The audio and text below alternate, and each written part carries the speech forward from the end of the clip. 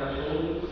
É com muita satisfação que nós acordamos todos vocês aqui nessa casa de apoio e oração. E para fins das nossas atividades, vou dar alguns avisos aqui nele. A reunião de estudos que acontece toda terça-feira, todos estão convidados a participar. A reunião começa às 7h30, quem quiser pode vir.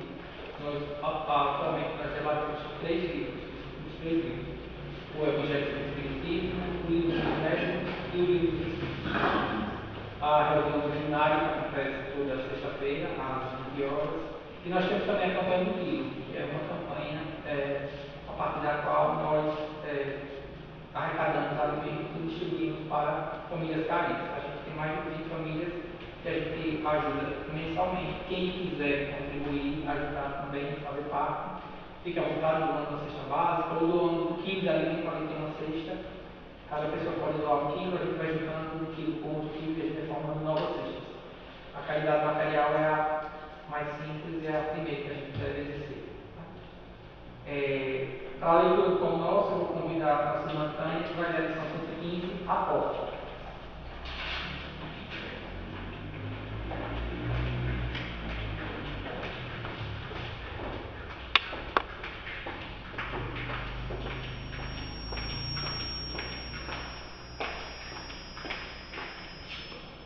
Boa noite a todos. Boa noite. A porta.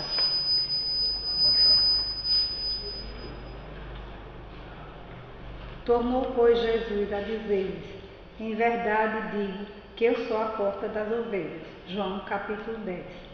Não basta alcançar as qualidades da ovelha quanto a mansidão e ternura para atingir o reino divino. É necessário que a ovelha reconheça a porta da redenção, com discernimento imprescindível, e lhe guarde o rumo, despreocupando-se dos apelos de ordem inferior, a eclodirem das margens do caminho. Daí concluirmos que a cordura, para ser vitoriosa, não dispensa a cautela na orientação a seguir. Nem sempre a perda do rebanho decorre do ataque de feras, mas sim porque as ovelhas imprevidentes transpõem barreiras naturais, surdas à voz do pastor ou cegas quanto às saídas justas, em demanda das pastagens que lhes competem. Quantas são acometidas de inesperado pelo lobo terrível, porque, fascinadas pela verdura de pastos vizinhos, se desviam da estrada que lhes é própria, quebrando obstáculos para atender a destrutivos impulsos. Assim acontece com os homens no curso da experiência. Quantos espíritos nobres hão perdido oportunidades preciosas pela própria imprudência? Senhores de admiráveis patrimônios revelam-se por vezes arbitrários e caprichosos. Na maioria das situações, copiam a ovelha virtuosa e útil, que após a conquista de vários títulos enobrecedores, esquece a porta a ser atingida e quebra as disciplinas benéficas e necessárias para entregar-se ao lobo devorador. Que assim seja.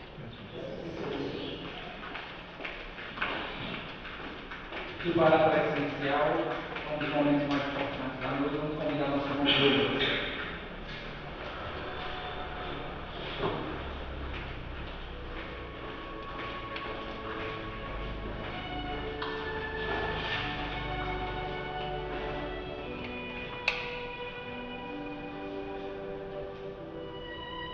Que todos possamos fechar os nossos olhos materiais, buscarmos o equilíbrio com esta energia que envolve-nos nesta casa de oração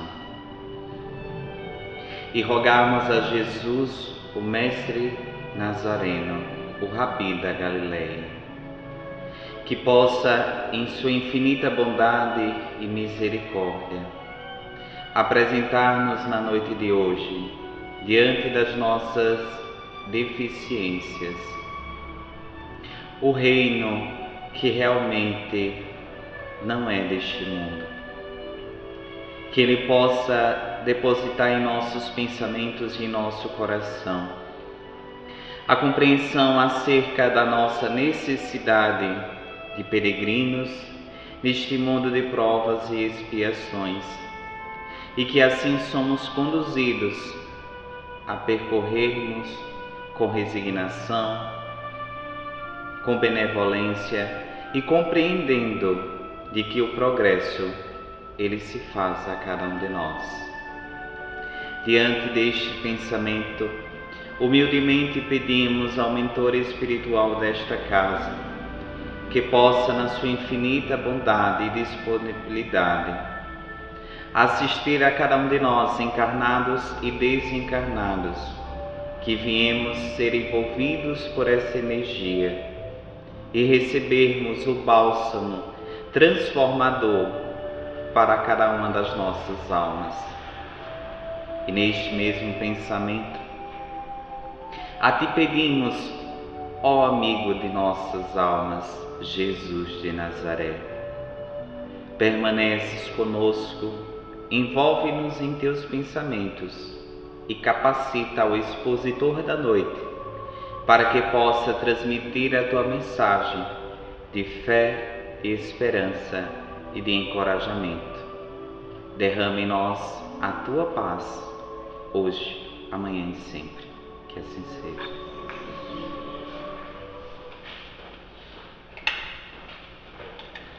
E pela leitura do Evangelho do Espiritismo, capítulo 2 e 1, meu reino é deste mundo, combinamos a Simão de Jair.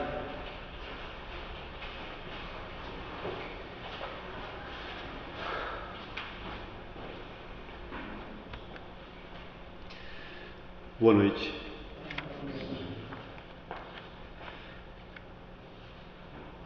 Meu reino não é deste mundo. Tornou, pois, a entrar Pilatos no pretório e chamou a Jesus e disse-lhe: Tu és o rei dos judeus? Respondeu-lhe Jesus: O meu reino não é deste mundo. Se o meu reino fosse deste mundo, certo que os meus ministros haviam de pelejar para que eu não fosse entregue aos judeus. Mas por agora o meu reino não é daqui. Disse-lhe então Pilatos: Logo, tu és rei. Respondeu Jesus: Tu dizes que eu sou rei. Eu não nasci nem vim a este mundo, senão para dar testemunho da verdade. Todo aquele que é da verdade ouve a minha voz.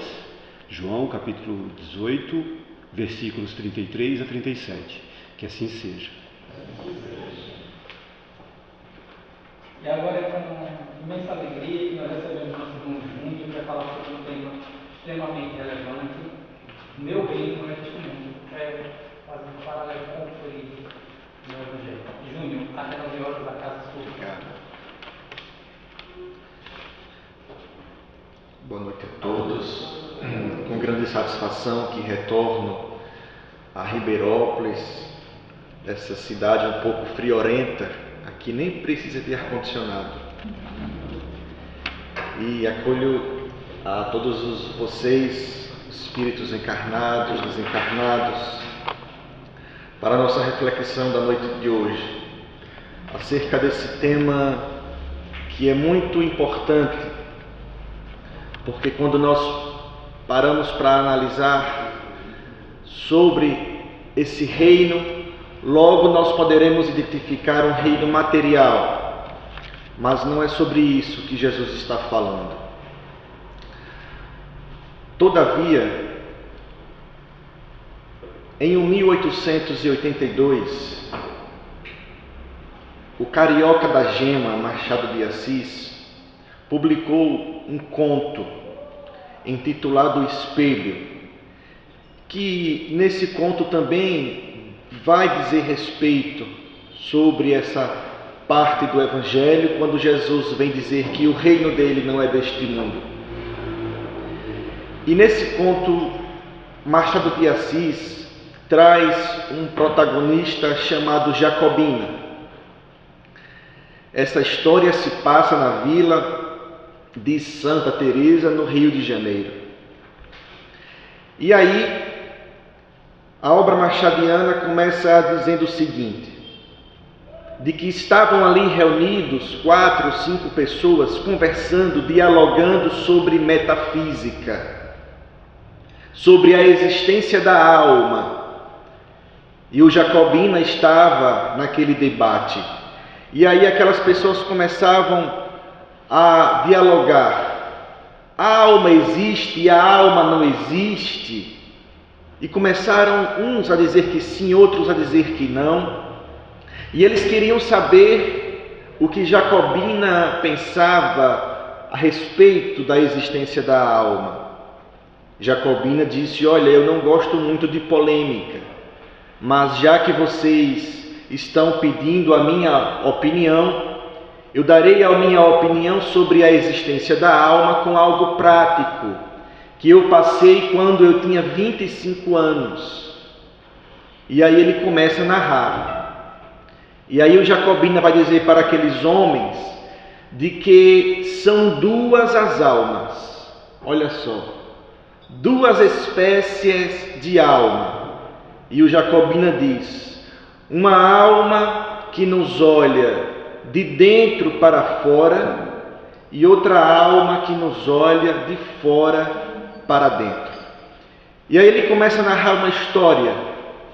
Ele diz que quando ele tinha 25 anos, ele passou numa seletiva para alferes. Alferes, nos tempos de hoje, é como se fosse uma segunda patente da polícia. E aí ele passou naquela seletiva de alferes, a mãe ficou entusiasmada, comprou a farda de alferes para o filho. As pessoas na vila de Santa Teresa passavam a cumprimentar Jacobina de uma outra forma. Pessoas que antes passavam e não davam bom dia, agora já levanta a cabeça, já responde, porque era o alferes da vila de Santa Teresa. E aí a mãe recebe uma ligação da tia que pede que o filho vá, que o sobrinho vá tirar férias com ela na fazenda no interior do Rio de Janeiro, uma tia muito rica, muito nobre. E o Jacobina acaba indo para essas férias de 30 dias no casarão, na fazenda da sua tia de nome Marcolina. E aí quando ele chega lá, as pessoas, os escravos, acabam recebendo o Jacobina com pompas, com coisas que diz respeito a puxamento de saco. E aí a tia do Jacobina coloca dentro dos aposentos a melhor peça que existia naquela casa, naquele casarão, uma peça das gerações familiares, um espelho doado por D. João VI à família. Um espelho muito bonito, com madeira de cerejeira, uma coisa linda. E ela pega aquela peça e coloca dentro do quarto. E aí os escravos começam a dizer que o Jacobina é o alferes mais lindo de todo o Rio de Janeiro.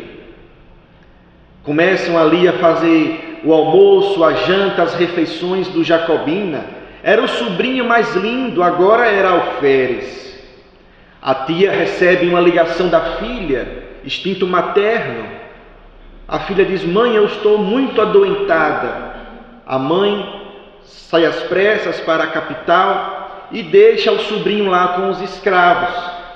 E aí os escravos começam a continuar fazendo ali as refeições do Jacobina, começam ali novamente a puxar saco do Jacobina, o Jacobina já irritado com aquilo tudo, adormece e os escravos acabam fugindo daquele casarão.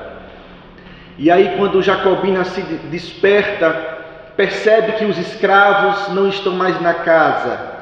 E aí agora ele vai ter que lidar com a solidão de ficar o resto das férias até que a tia voltasse naquele casarão.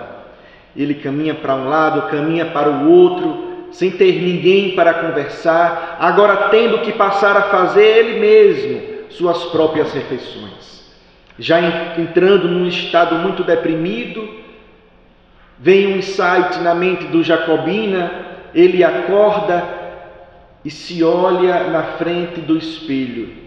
aquele espelho que é a peça principal daquele casarão. E ele fica de frente para o espelho e ele conta no conto de que se olhou no espelho e não conseguiu se enxergar. O espelho estava turvo, estava escuro, não conseguiu se enxergar e ficou muito triste com aquilo. De repente vem um pensamento no Jacobina. Ele vai ao banheiro, veste a farda de alferes e agora volta para o espelho. Quando ele veste a farda de alferes e volta para o espelho, ele diz que consegue se enxergar completamente, nitidamente na frente do espelho. Moral da história, o que Jacobina quer nos dizer é que a alma exterior estava mortificando e esmagando a alma interior do Jacobina. As pessoas passaram a reconhecer o Jacobina somente depois que ele passou na seletiva de alferes. E quantos de nós não somos assim? Não reconhecemos os outros somente pelos seus títulos. Reconhecemos os outros somente pelos cargos que ocupa. É o doutor fulano, aí eu dou importância. É o delegado cicrano, então tem importância. É o empresário tal, tem importância. É aquela pessoa que tem aquela mansão, que tem aquele carro importado, aí tem importância. Mas se é uma pessoa comum da sociedade que vai passando, ou alguém que precise de uma necessidade, eu não dou importância, porque nós esquecemos de que o que deve prevalecer em nós não é a alma exterior, é a alma interior, é a essência. Então, quando Jesus vem falar desse reino, Jesus está falando dessa alma interior. Essa alma interior que não pode ser colocada em escanteio para que a alma exterior possa ter maior luz. Porque tudo aquilo que é de exterior pertence ao mundo exterior, que é esse reino de Pilatos e esse reino de Herodes. E nós vamos ouvir muito sobre esse reino de Herodes e esse reino de Pilatos, fazendo essa comparação, porque o conceito de reino material, que vem, do latim regno, diz respeito a um território onde os habitantes daquele território estão sujeitos a um rei, sujeitos a uma monarquia.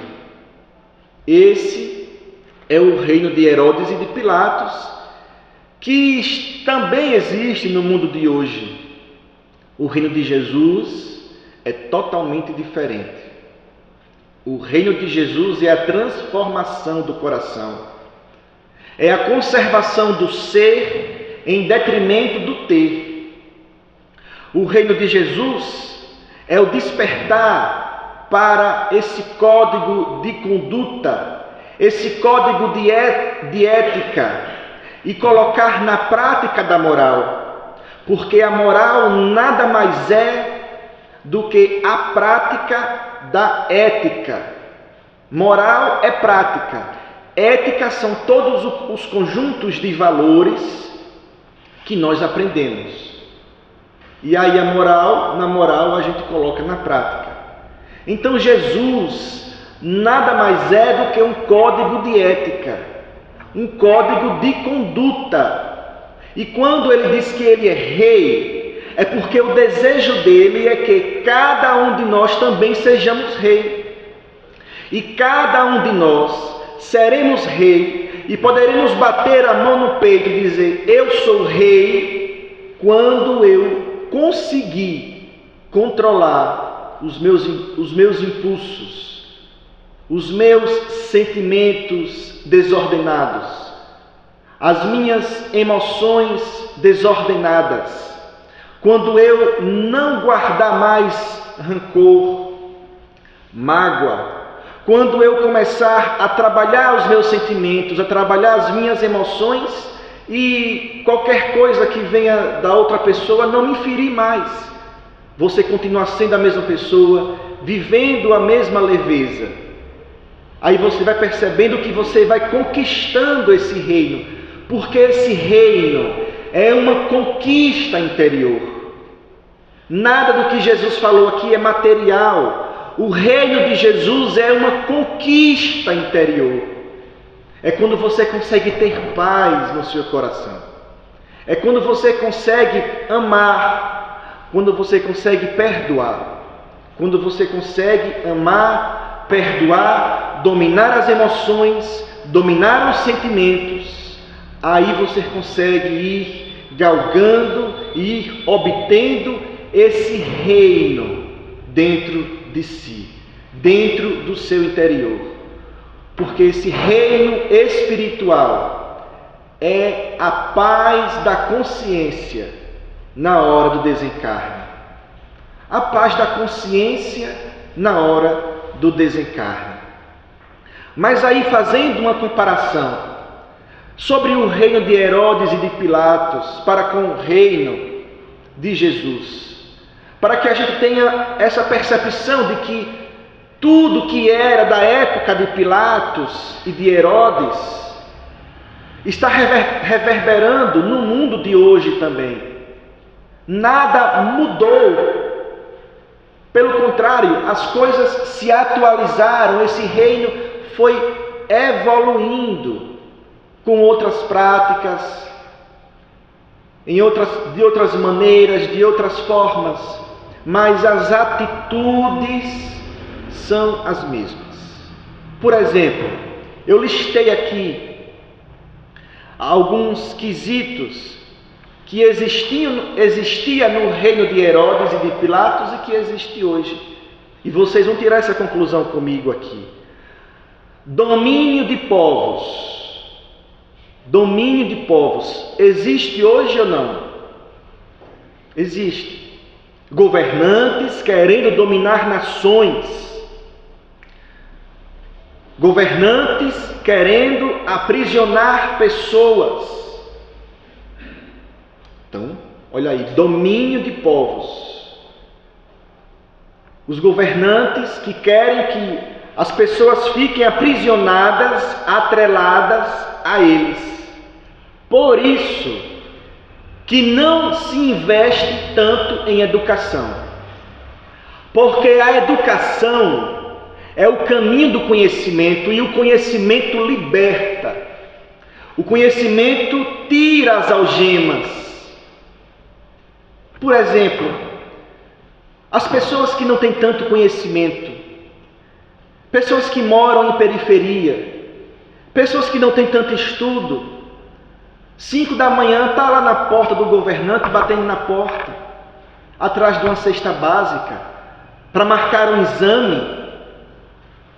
Mas não seria através da educação, através do conhecimento, através da liberdade. Se o governante pensasse nisso, ele poderia fazer o seguinte: espera aí, então eu vou criar um aplicativo para que as pessoas do conforto do seu lar possam naquele aplicativo marcar o exame, marcar a consulta para o seu médico, e no aplicativo já vai sair o nome do médico, o local do posto de saúde que a pessoa vai ser atendida, a hora e a data. Isso iria trazer para a população liberdade, onde a pessoa não iria mais ter a necessidade de ficar na porta do político. Isso é domínio de povos. Existiu na época de Pilatos e hoje não é diferente. Domínio de territórios. Existe, existiu e está existindo. Para vocês terem uma ideia, no Brasil existe uma briga antiga no STF entre 2 estados, o estado do Piauí e Ceará. E as pessoas daquela região que fica na divisa entre esses dois estados, na segunda-feira dormem piauiense, na terça-feira dormem cearense, porque naquela região, naquela divisa, existe um conjunto de cidades com uma grande riqueza de minérios, de ouro, de prata, de manganês, e tudo isso traz lucro para a região. Por isso que essa briga ainda está existente na justiça. Então, é o domínio de territórios. Domínio de territórios por aquilo que é material. O acúmulo de ouro se fez presente na época de Pilatos e se faz presente na época de hoje também. Para vocês terem ideia, se não tinham esse conhecimento, passa a ter agora. Os países, eles são reconhecidos internacionalmente pela quantidade de reserva de ouro que cada país tem. Quanto mais reserva de ouro aquele país tiver nos cofres do seu banco central, mais poder ele vai ter. Os Estados Unidos está nesse topo, com mais de 8.000 toneladas de barras de ouro dentro dos seus cofres, em seus bancos centrais. Tudo isso pertenceu ao reino de Pilatos e está pertencendo e pertence ao reino de hoje. Para a gente ter uma noção de que não mudou muita coisa. Títulos e cargos. Na época de Pilatos tinha. Hoje também é a mesma coisa. Pessoas que se apegam aos seus títulos. Pessoas que se apegam aos seus cargos. Seja cargos da empresa, cargos em igrejas, em centros espíritas. Tantas pessoas que por aí não querem largar o osso, não querem deixar de roer o osso, como se fosse dono, como se fosse dona, como se aquilo fosse somente dele. Apego. E aí por trás disso aí, eu entendo, porque quando você vai para a área da psiquiatria, quando você vai para a área da terapia, você percebe que essas pessoas que são muito apegadas, que não querem roer o osso, isso é um problema de feridas anteriores que precisam ser curadas. E aí essas pessoas precisam passar por um trabalho, por um tratamento terapêutico, para voltar nas áreas daquele espaço que não obteve essa cura. O que está fazendo essa pessoa ficar tão apegada, essa mulher ficar tão apegada, esse homem ficar tão apegado a isso? Vamos voltar no passado e curar aquilo que precisa ser curado, para que você se liberte disso de uma vez por todas. O ciúme também está tudo isso está atrelado ao nosso passado. Situações, feridas abertas que precisam ser curadas em nosso interior. Disputa por status social. Aqui em Ribeirópolis não existe isso, né? Graças a Deus. Mas lá em Itabaiana existe. Disputa por status social. E aí é interessante porque muitas pessoas deixam de comprar a sua casa própria, adquirir sua casa própria, para comprar o seu carro, para sair na rua dizendo que tem carro. Cada um faz o que quer, mas nós precisamos ter um planejamento financeiro. Nós devemos alcançar os nossos objetivos com os pés no chão, adquirir as coisas sem fazer dívidas necessárias. Por isso que muita gente está no sufoco, porque não tem uma educação financeira, ganha 2.000, quer gastar 5, e aí nunca vai sair do vermelho. Nunca vai sair do vermelho porque não tem planejamento financeiro. Não tem planejamento, não tem base, não tem estrutura. O que é que eu tenho agora que dá para mim sobreviver? Como é que eu posso tirar daqui para fazer essa reserva para lá na frente adquirir o que eu quero? Isso também é uma conquista. É uma conquista interior. É você saber o que você pode ter no momento. E não você só porque a outra pessoa tem, agora eu tenho que ter agora também. Isso também é uma conquista, não deixa de ser. Padrão de beleza existiu no tempo de Herodes e de Pilatos, e também que faz parte desse reino material, desse reino de hoje.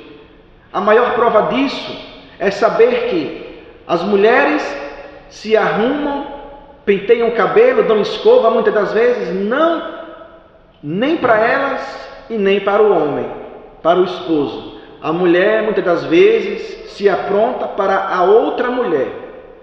E aí é muito importante termos na consciência essa importância de ter esse amor por si próprio. A mulher se amar, saber que o seu cabelo é bonito da forma que é. Saber que o seu corpo, ele é bonito da forma como ele é. Porque se você for fazer comparação, começar a se comparar, você nunca vai obter essa felicidade, essa autoestima. Então se ame como você é. Cada uma aqui tem uma beleza única. Cada homem, cada mulher carrega consigo uma beleza única. E Jesus não está interessado com a sua beleza exterior. Jesus está interessado com a sua alma interior. Lembrem de Jacobina. É o interior que importa. Todos vocês são lindos, lindas aos olhos de Jesus. Então, a partir de hoje, não deixe que a crítica da outra pessoa, que o feedback negativo da outra pessoa venha interferir na sua vida. Porque se você deixa que isso venha interferir na sua vida, é como se você permitisse que aquela pessoa, cada vez que venha com um feedback negativo, colocasse uma concha de areia sobre a sua vida, sobre as suas perspectivas de vida. E aí você vai paralisando. E aí quando você já está paralisado, é porque a caçamba já está cheia de areia. E aí não dá. Então se amem e se valorizem da forma como vocês são. A idolatria do álcool, a idolatria de pessoas, a idolatria do sexo. Se nós pegarmos toda a doutrina espírita e a Bíblia de cabo a rabo, não veremos em nenhuma passagem Jesus falar que é proibido você beber alguma coisa alcoólatra.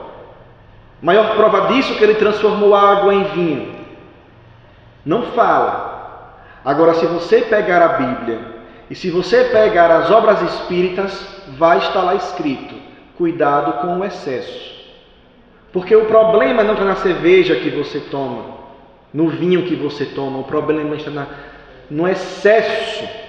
O excesso é que prejudica.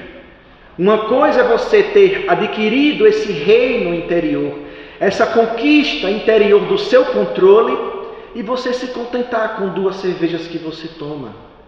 Outra coisa é você pegar uma caixa com 30 cervejas e você tomar ali sozinho. Isso já vai lhe trazer um problema no seu pâncreas, no seu rim, no seu fígado. É o excesso que prejudica. É o excesso que prejudica. O apego, a idolatria também a pessoas. Tantas pessoas que idolatram as outras. E nós precisamos saber que isso não é uma coisa muito boa. Construir um bezerro de bronze, idolatrar aquela pessoa, a gente vê muito isso com relação a artistas, palestrantes espíritas que são idolatrados. Isso é péssimo. Então, é algo que a gente precisa também extirpar da nossa vida. E aí a questão do sexo, que vem muitas das vezes no vício como uma válvula de escape nessa vida corrida, e nós precisamos entender, passar a ter essa concepção de desejar entender o próximo. Porque muitas pessoas desencadeiam no alcoolismo, no vício de um sexo desregrado, pela forma de viver, dessa vida muito corrida, dessa vida atrelada, e aí o álcool, e aí o sexo, muitas das vezes a droga, acaba sendo uma válvula de escape para que a pessoa não cometa um suicídio de forma direta. Como eu já ouvi uma pessoa dizer que entrou no vício para não se matar, apesar que o vício leva a um suicídio indireto. Mas ali você já vê uma luz, você já vê um ponto positivo ali, porque todos nós temos pontos positivos, temos defeitos, mas também temos qualidades.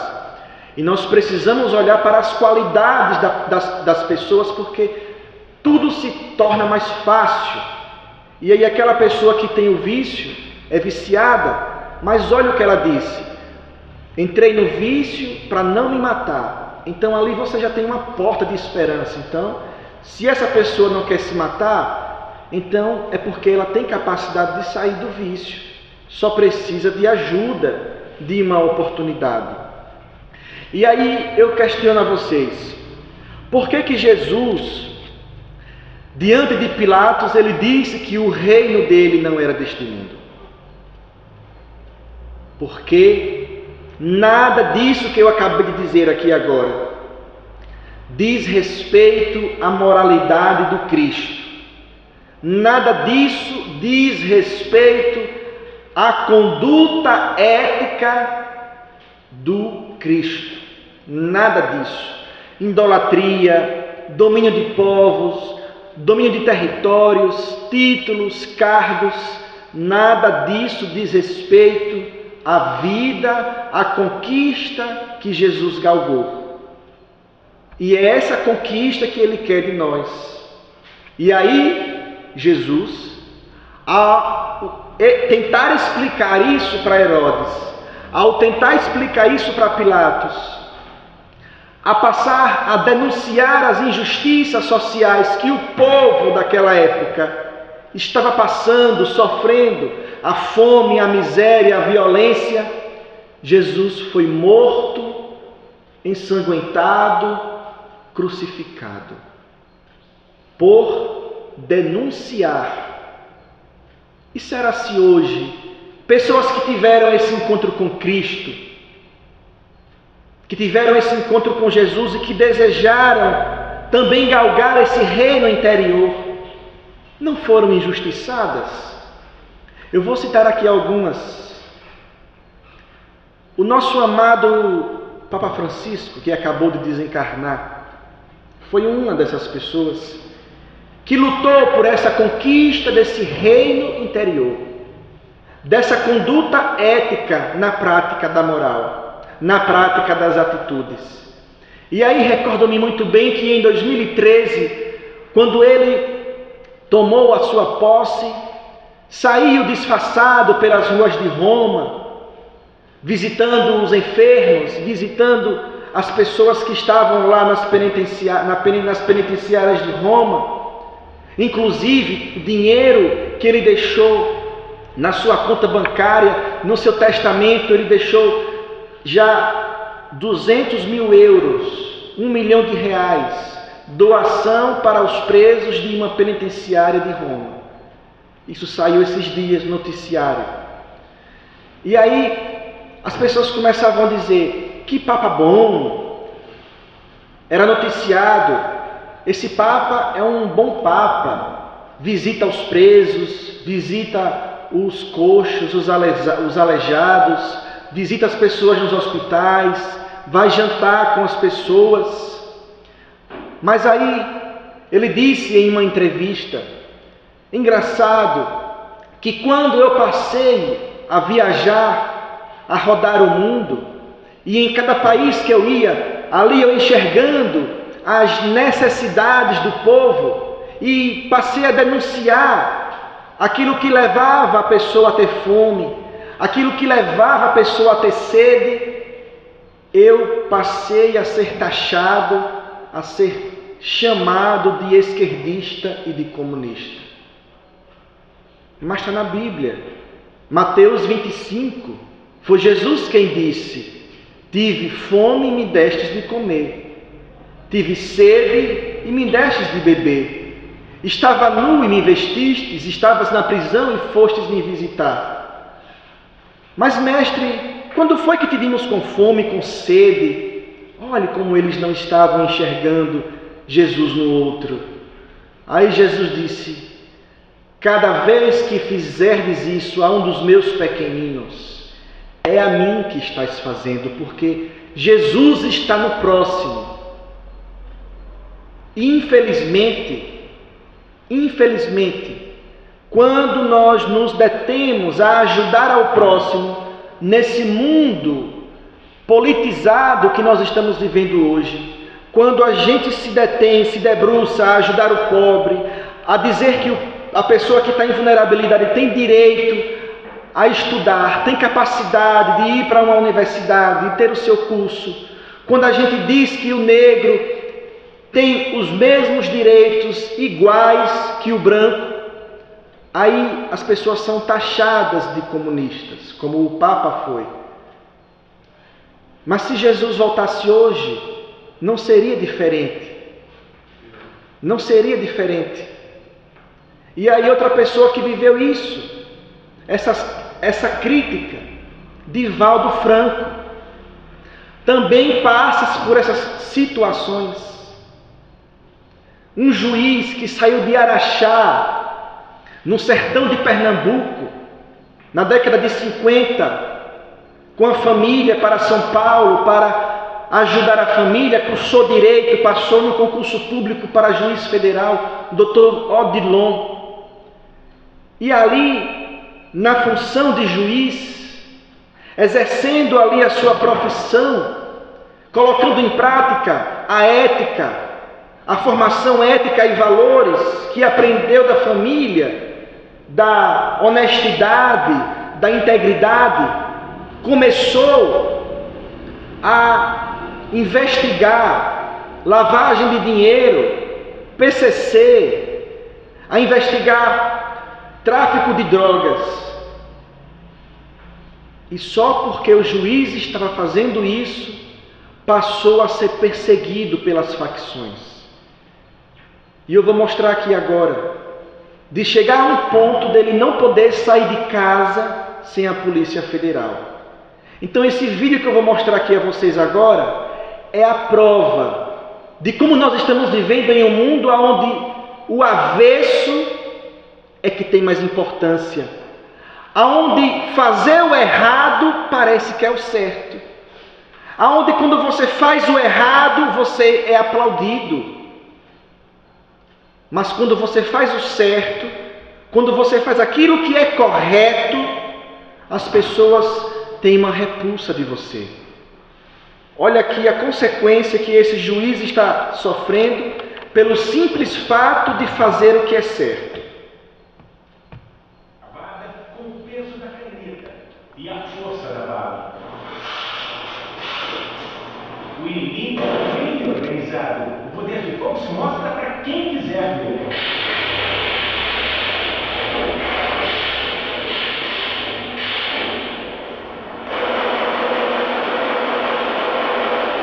Nosso destino da pena é esse prédio aqui, a Justiça Federal do Mato Grosso do Sul. A gente está em Campo Grande, a capital do estado, e a gente vai até lá dentro para conversar com o juiz Odilon de Oliveira, um homem que já condenou milhares de criminosos, a maioria traficantes internacionais de drogas, e paga um preço por isso. Precisa de escolta armada de agentes federais 24 horas por dia. Para a gente chegar lá, a gente passa por várias etapas, itens de segurança, e é o que a gente vai fazer agora. A caminhada pelos corredores é longa. O gabinete está no centro do prédio, longe das paredes externas, também para manter a segurança de um homem marcado para morrer. A gente chega ao gabinete do juiz Odilon, que a gente encontra são dois agentes federais armados. A Cláudia, o juiz está aí, pode conversar conosco? Por favor, vai anunciar. Para conversar com o juiz é sempre assim, sempre os agentes federais. Está lá o juiz, podemos entrar? Agora sim, a gente pode entrar, com licença. Diante de nós, um pernambucano de Exu, um retirante nordestino que na década de 60 viajou com os pais 16 dias em um pau de arara, estudou, se formou em Direito e virou um dos principais juízes federais do Brasil, um símbolo da luta que poucos têm coragem de enfrentar. Em que momento do dia o senhor está sozinho, sem a escola? Em nenhum momento, porque eu estou com segurança da Polícia Federal há 18 anos. E esses 18 anos a segurança tem sido diminuída. Não há como hoje o senhor pensar em viver sem essa escolta, em especial aqui? Não, de maneira alguma, em nenhum lugar internacional. Por esse tipo de imigração, sempre combatendo o tráfico de drogas, crimes financeiros, lavagem de dinheiro, crime organizado de um modo geral. Mas diante da realidade brasileira, o João traz uma conclusão muito grande. O Brasil é um estado vencido pelo crime organizado.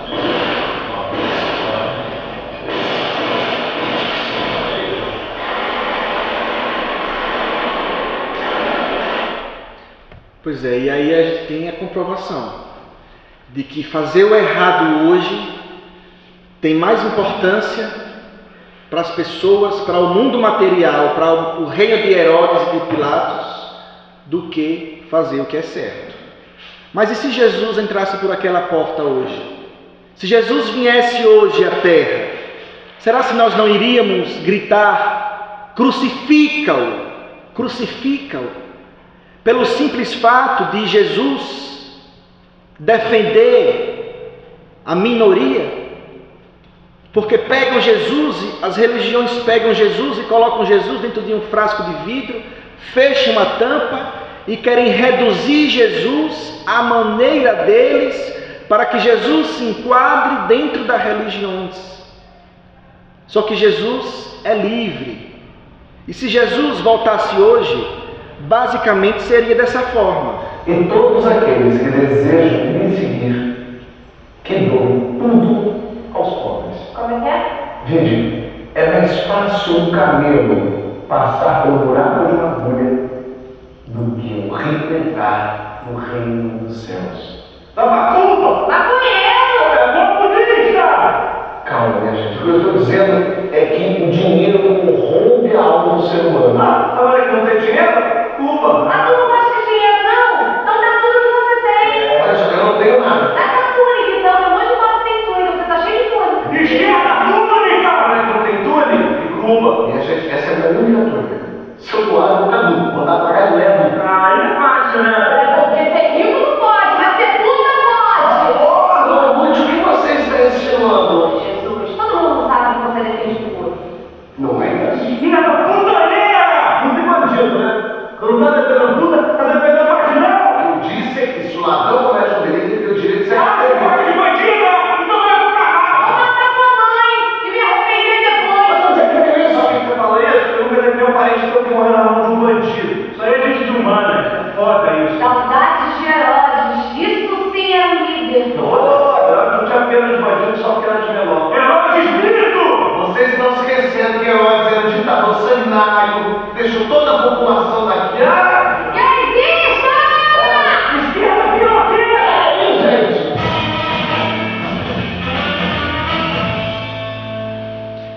só que você traz um saco e distribui presente para as crianças no fim do ano, entendeu? Quero ter mais por esse caminho. Olha. Opa. Você que é puto? Ah, sim, eu acho que todas as mulheres merecem respeito, independente da profissão, as prostitutas, inclusive. Eu sei, eu sou puta. Ah, Não precisa falar por mim, não. Não precisa ter nenhum esquerdão macho me defendendo. Entendeu? Essa luta é minha. Valeu? Pois bem, esse aqui é o Jesus real.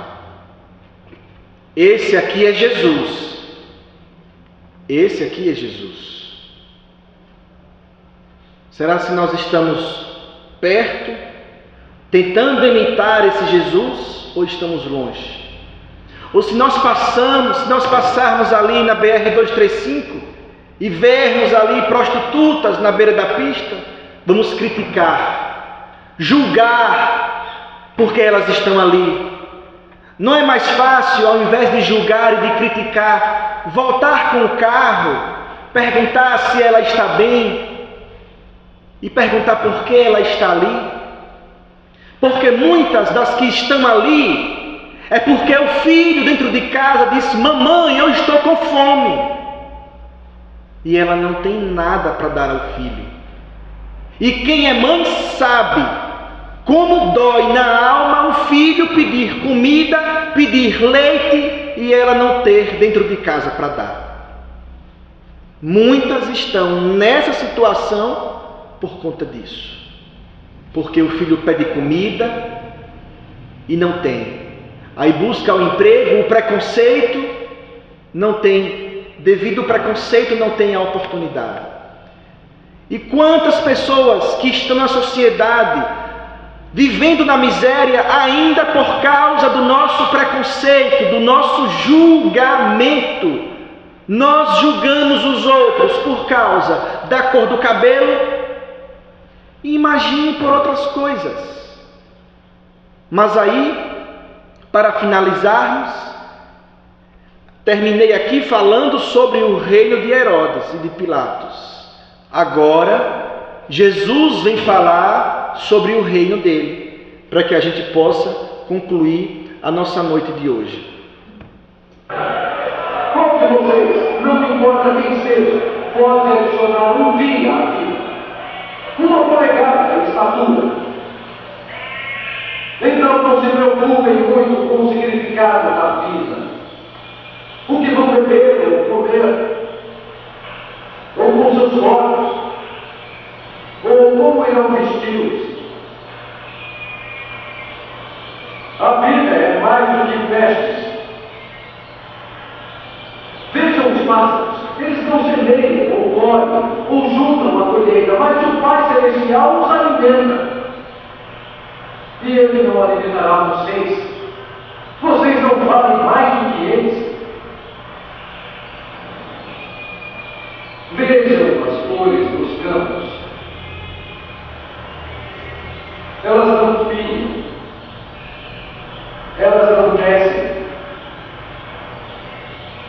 Mas nem mesmo Salomão, em toda a sua glória, deixou de se encantar com elas. Então, se Deus cuida dessas árvores que estão aqui hoje, para amanhã serem jogadas no fogo, Ele não vestirá vocês? Você tem tão pouca fé.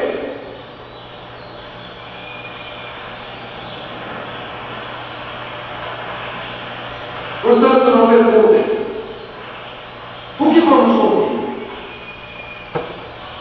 O que vamos beber? Como iremos nos vestir? Apenas os que não têm fé se preocupam com essas coisas. Vocês devem primeiro procurar o reino de Deus e sua vontade, e tudo o que querem será dado a vocês. Não fiquem ansiosos com o amanhã. Deixem que o amanhã se preocupar com isso.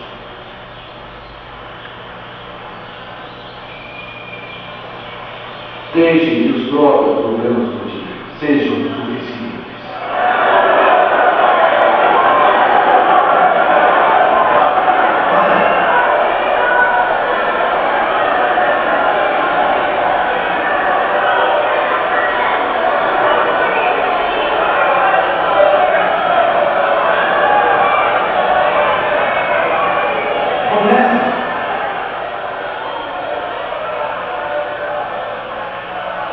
Por favor, diga, mestre, o que devo fazer para ter a vida eterna?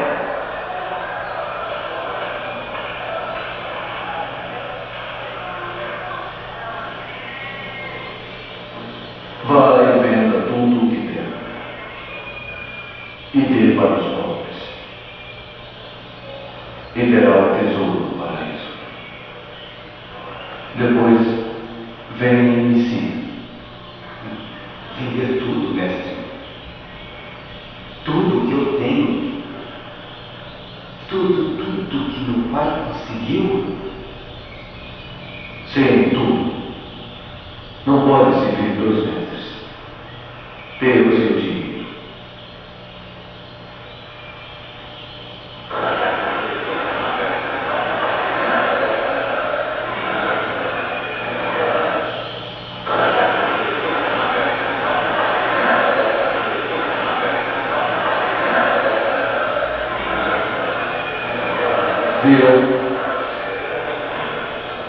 É mais fácil um camelo passar pelo fundo de uma luta do que um rico entrar para o reino de Deus.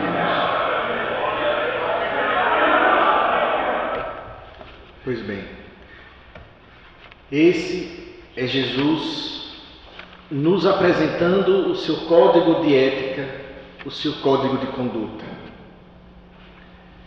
Jesus nada mais é, quando ele fala desse reino, esse código de conduta e esse código de ética. E aí, para a gente finalizar, Emmanuel, lá no livro Alma e Coração, na parte que ele vai falar para o reino de Deus, em um trecho aqui que eu vou ler rapidamente, só um trechinho, ele vai dizer o seguinte: para que atinjamos no mundo o reino de Deus, não nos pede o Senhor peregrinações de sacrifício a regiões particulares. Espera, entretanto, demonstremos coragem suficiente para viver dia por dia, no exato cumprimento de nossos deveres, na viagem difícil da reencarnação. Não exige nos dispomemos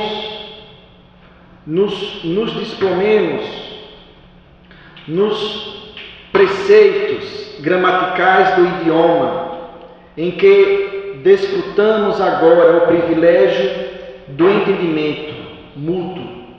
Espera, porém, que saibamos dizer sempre a palavra equilibrada e reconfortante, em auxílio de nossos companheiros da humanidade. Então, Emmanuel vem dizer que Jesus nos pede coragem, força, coragem para enfrentar a vida, coragem para enfrentar os problemas, coragem para enfrentar essa vida material, mas sempre lutando por essa conquista desse reino interior. E por mais que as coisas deem errado na vida de vocês, continuem respirando, porque o amanhã é lindo e o amanhã irá trazer coisas positivas para cada um de nós. Por mais que as coisas não saiam do jeito que você deseja, continue respirando na luta diária dessa conquista, desse reino interior. Muito obrigado pela atenção dos senhores. Excelente final de semana. Que Jesus nos abençoe.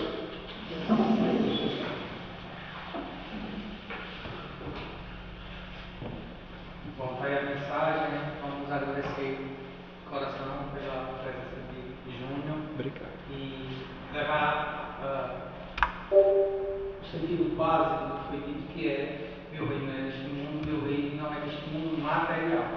A gente tem que sempre se apegar aos elementos espirituais, aos elementos da mensagem íntima do Mestre Jesus, para que nós consigamos evoluir espiritualmente. Isso é mais importante.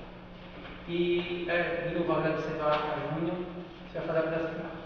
Agradecendo a Júnior pela presença, pelas palavras maravilhosas, e avisar que a gente vai fazer para proceder ao passe. Quem tiver interesse pode fazer uma fila aqui ao lado, a gente vai dar o passe e para a prece final.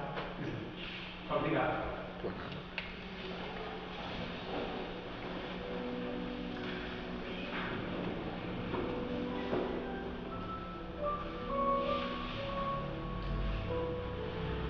A mensagem do Cristo foi trazida, foi apresentada, porque Jesus disse que nenhuma ovelha iria se perder. Ele não desiste de nós. Por mais que você já tenha desistido de você, devido às conchas de areia que jogaram em você, mas Jesus não desiste de você. Jesus acredita em você, nas suas potencialidades, nas suas forças, Jesus acredita que você é capaz de conquistar esse reino interior. Para tanto, aos mentores desta casa, aos espíritos de luz que guiam, que protegem os territórios dessa cidade de Ribeirópolis, possam ajudar a cada um que aqui se encontra, a cada ribeiropolitano, a conquistar esse reino interior, no desapego, na prática do amor, na prática do perdão, na prática da fraternidade, na mortificação do ressentimento, da mágoa. Que os espíritos mentores desta casa possam ajudar a cada um de nós a conquistar esse reino através de Jesus, que é modelo e guia, código de ética e conduta para a nossa felicidade.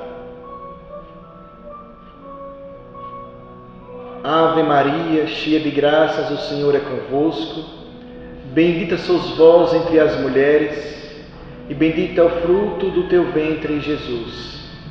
Santa Maria, Mãe de Jesus, rogai por nós e por todos aqueles que necessitam de ti, hoje, amanhã e sempre. Muita paz a todos.